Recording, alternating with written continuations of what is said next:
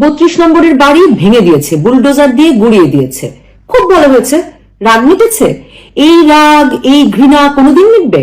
আচ্ছা, ইউনূস সরকার কি জানে এই বাড়ি ভাঙা কর্মসূচি কয়দিন চলবে? আরেক দেশে বসে শেখ হাসিনা ভার্চুয়ালি একটা বক্তৃতা দেবেন। তো আপনি আপনার টাকায় কেনা এমবি খরচ করে ওই বক্তৃতা না দেখলে উনার আর কোনো রেলেভেন্স, মানে কোনো অস্তিত্বই থাকে না, উনি দেশে আর কোনো ব্যাপারই হয়ে ওঠেন না। কিন্তু কি অদ্ভুত ব্যাপার, আমি দেখি শেখ হাসিনার বক্তৃতা একসঙ্গে 2.5 লাখ বোকা বাঙালি বসে দেখছে। তো আমি শেখ হাসিনার বক্তৃতা শুনি নাই, আমি গেলাম 32 নম্বরের বাড়ি ভাঙা দেখতে, এবং গিয়ে দেখি একদল লোক ওই ভাঙা বাড়িতেই, ভাঙা দরজা জানালা এগুলোতে লাঠি দিচ্ছে, উন্মত্তের মতো বাড়ির বিভিন্ন অংশে গিয়ে লাঠি দিয়ে বাড়ি দিচ্ছে এবং ধর্মীয় অধর্মীয় নানা রকম স্লোগান দিচ্ছে। তরুণের খুবই রাগ, মানে তরুণেরা খুবই রাগ তখন।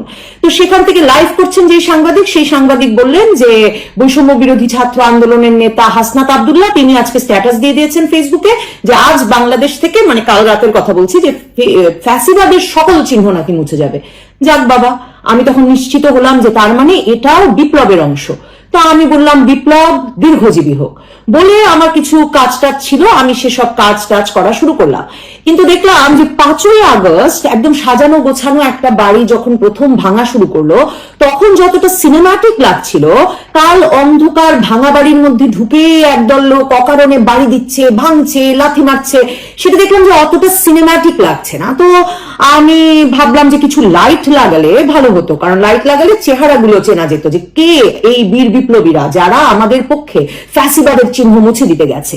এবং তারপর ধরেন এর আরেকটা দিকও আছে, যে 3জন মন্ত্রী হয়েছে আর হাসনাত সার্জিস, এই 5 জন ছাড়া আমরা তো বিপ্লবের বীর যারা, তাদের কাউকেই আসলে এখন আর চিনে উঠতে পারলাম না, মানে তারা কতগুলো অপরিচিত মুখই থেকে গেলেন। কাজে আমার খুব ইচ্ছা হচ্ছিল যে কিছু লাইট লাগিয়ে যদি ওনারা ভাঙতেন, তখন লাইভে গেলে তখন দেখে আরো আরাম পাওয়া যেত। আর ভাঙা বাড়িতে মানে লাঠালাঠি সেগুলো অত ভালো লাগছিল না আর দেখতে। তো আমার কিছু কাজও ছিল, আমি রাখলাম, আমি আপাতত ঠিক করলাম যে আর দেখবো না, আমি কাজে বের হলাম। বের হয়ে কয়েক ঘন্টা পরে ফিরলাম, ফিরে আমার মনে হলো দেখি তো এখন কি হচ্ছে, কতদূর ভাঙাভাঙি হলো, কি নিউজ হয়েছে। দেখতে গিয়ে দেখি এবার আগুন লাগিয়ে দিয়েছে, আলো আর আলো। খুবই ভালো কথা, আলো আর আলো। কিন্তু আমার একটা চিন্তা হলো, কারণ আপনাদের মনে থাকবে যে 5ই আগস্টের পরে অনেক কলকারখানায় যখন ওই যে আগুন দিতে গেছে, আগুন দিয়েছে কিন্তু লুটপাট তখনও শেষ হয় নাই ভেতরে। বাইরে একদল বিপ্লবী আগুন দিয়েছে, ভেতরে আরেক দল বিপ্লবী লুটপাট করছে। তো তখন কিছু বিপ্লবী ভিতরে মারা গেছেন। তো আমার ভীষণ চিন্তা হলো এই তরুণদের জন্য, যে এরা যদি এখন ভিতরে মারা যেয়ে থাকেন, কিন্তু ভাগ্যিস মানে এটা তো ভাঙা বাড়ি, কারখানার মেশিনও নাই, লোহালক্করও নাই, আবার ব্রা, পাঙ্গাস মাছ, জামদানি শাড়ি কিচ্ছু নাই এই বাড়ির ভিতরে। কাজে এবার দেখা গেল যে কেউ আহত হলেন না, আগুন যখন জ্বলছে তখন সবাই বাইরে। তো আমি হাফ ছেড়ে বাঁচলাম। আমার তখন আবার অন্য চিন্তা মাথায় আসলো, আমার মাথায় আসলো যে আগুন দিয়ে কি এই ইটের বাড়ি, মানে এটা তো শক্তপোক্ত বাড়ি, টিনের বাড়ি বা ছনের বাড়ি তো না, মানে এই বাড়িকে আসলে শুধু আগুন দিয়ে ভেঙে ফেলা যাবে কিনা, মানে এর জন্য তো আরো বড় মেশিন দরকার। তো আমি তারপরে ভাত খেতে বসলাম এই চিন্তা করতে করতে, এবং ভাত খেলাম। ভাত খেয়ে উঠে ইউটিউবে একটা নাটক দেখলাম, বাংলা নাটক।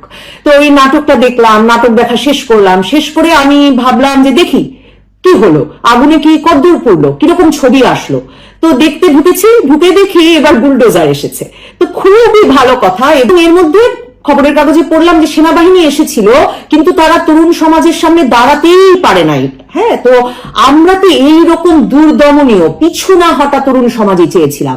কাজে আমি অনলাইনে ঢুকে যখন দেখলাম বুলডোজার চলে এসেছে, আমি বললাম সাব্বাস বাঙালি, সরি বললাম সাব্বাস বাংলাদেশি। নিশ্চয়ই এরপরে দেশে বিনিয়োগের বন্যা বয়ে যাবে, এরপরে নিশ্চয়ই শান্তি সুখের বন্যা বইবে, চাকরির পর চাকরি, আর বৈষম্যহীনতার পরে বৈষম্যহীনতা আসবে। 71% বিনিয়োগ তো কমে গেছে, আপনারা বোধহয় জানেন। বিদেশি বিনিয়োগ, দেশি বিনিয়োগ নাই, মানে কে দোকানপাটি চালাতে পারছে না, মানুষ কে ব্যবসা বাণিজ্য করবে ওই দেশে। তো এই অবস্থায় দেশের কাজ করতে করতে ছাত্র তরুণরা তো শিক্ষা প্রতিষ্ঠানেও ফিরতে পারছে না। কাজে প্লিজ ভেঙে দিন, গুড়িয়ে দিন, পুড়িয়ে দিন। আর নতুন নেতাদের যে একটা নতুন ট্রেন্ড শুরু হয়েছে, ওই যে কথায় কথায় বলেন প্রয়োজনে শহীদ হয়ে যাব, শাহাদা বরণ করতে হবে আপনাদের, আমার আসলে এই কথাটা ভালো লাগে না। এই কথাটা শুনলে আমার একটু ভয় ভয় লাগে, কারণ তরুণদের তো এখনো অনেক কাজ বাকি, কত কিছু ভাঙতে হবে, কত মানুষকে পিটিয়ে মারতে হবে। দেখেন এই বাড়িটাই কালকে সেই সন্ধ্যা থেকে শুরু হয়েছে ভাঙা কার্যক্রম। হ্যাঁ, মানে সকাল গড়িয়ে দুপুর হয়ে যাচ্ছে, ভাঙা শেষ হচ্ছে না। লাঠি দিয়ে ভাঙা হলো, আগুন দেওয়া হলো, 5ই আগস্টে কিছু ভেঙে রাখা হয়েছে, তারপরে বুলডোজার আনা হলো, তারপরেও মানে এত ঘন্টা লেগে যাচ্ছে। কাজেই তরুণদের কিন্তু অনেক কাজ বাকি। দেখবেন যে মানে কে কি লিখলো, কে কোথায় গান গাইলো, কে কোথায় নাটক করলো, কে কোথায় ফুটবল খেললো, কোন শিশু কি বই পড়লো, মহিলারা কি পোশাক পরলো, এই প্রত্যেকটা বিষয় আসলে দেখে রাখার কাজ কিন্তু তরুণ সমাজের, এবং তরুণদের কিন্তু এই দায়িত্ব নিতে হবে। এবং আমি নিশ্চিত যে কোনো না কোনো ক্রাইটেরিয়ায়, কোনো না কোনো সূচকে বাংলাদেশের সব মানুষকে শাস্তির আওতায় আনা যাবে, এবং তাদেরকে হয় পিটিয়ে শাস্তি দিতে হবে, না হলে তাদের বাসভবন ভাঙতে হবে, গুড়িয়ে দিতে হবে, পুড়িয়ে দিতে হবে, আগুন দিতে হবে, ধ্বংস করে দিতে হবে। এই কাজ বাকি রেখে আসলে শাহাদা বরণ, শহীদ হওয়া চলবে না, অকাতরে প্রাণ দিলে চলবে না। আর আমার মতো যারা আপনাদেরকে সাবাসী না দিয়ে পারছি না, এই তরুণ দলকে, বিপ্লবী তরুণদের সাবাসী যারা দিতেই চাই, কারণ এই যে 15, 16, 20 ঘন্টা ধরে একটা বাড়ির পিছে আপনারা লেগে আছেন, বাড়িটা ভেঙেই যাচ্ছেন, এমনকি দেশে দেশে যে শান্তি রক্ষায় যায় আমাদের সেনাবাহিনী, তারা পর্যন্ত আপনাদের সামনে গিয়ে পিছু হটে এসেছে, আপনাদের মনের রাগ প্রশমনে কোনো সহায়তা করতে পারে নাই।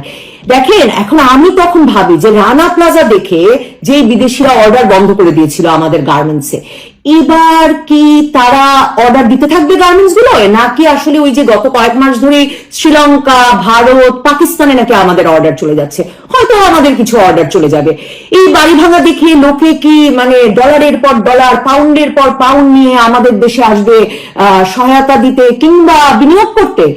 আপনাকে আমাকে গণতন্ত্রের বিরাট ঝান্ডাধারী বলে স্বীকৃতি দেবে তো পৃথিবীর মানুষ?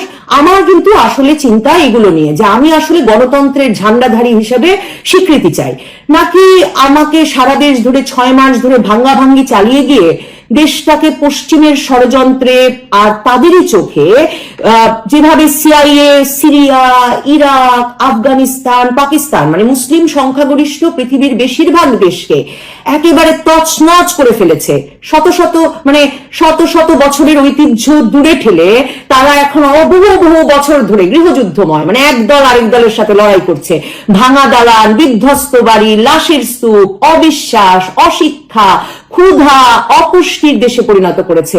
সেই সারিতে নিয়ে আমাদের দাঁড় করাচ্ছে না তো? না, আমাদের আসলে আর ফেরার উপায় নাই।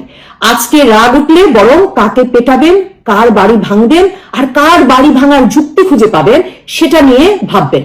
কারণ আসলে একজন শিশুও বাদ যাবে না, ওই যে বলে না, বাদ যাবে না একটি শিশু, কোনো না কোনো ক্রাইটেরিয়ায়, কোনো না কোনো সূচকে ধীরে ধীরে সবাই উঠবো ওই তালিকায়। আমি কথা দিলাম আপনাদেরকে, আগে রাগ করুক, তারপর ভাত খাওয়া যাবে।